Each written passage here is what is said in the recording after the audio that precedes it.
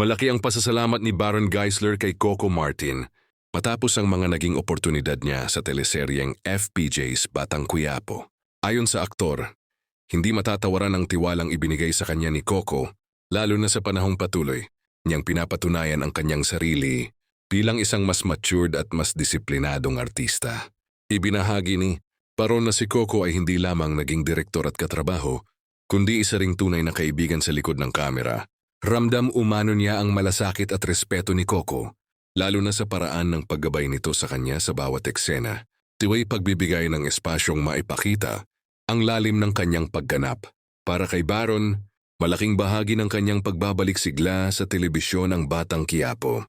Marami raw siyang natutunan kay Coco pagdating sa profesionalismo, dedikasyon sa trabaho, at kung paano igalang ang bawat miyembro ng produksyon, mapa-artista man o staff.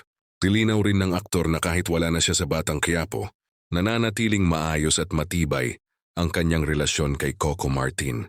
Ayon kay Baron, hindi natatapos sa isang proyekto ang tunay na samahan. Patuloy pa rin silang nagkakausap at nagkakamustahan sa kabila ng kani-kanilang abalang schedule. Ayon pa sa isang source na malapit sa dalawa, may nilulutong proyekto sina Baron at Coco na muli nilang pagsasamahan sa hinaharap. Bagamat wala pang opisyal na detalye, sinasabing excited ang magkabilang panig sa posibilidad ng panibagong tambalan at tiyak na aabangan ng mga manonood. Sa huli, iginiit ni Baron na mananatili ang kanyang pasasalamat at respeto kay Coco Martin.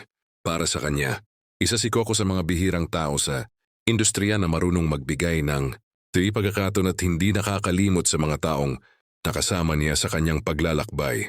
Bilang artista,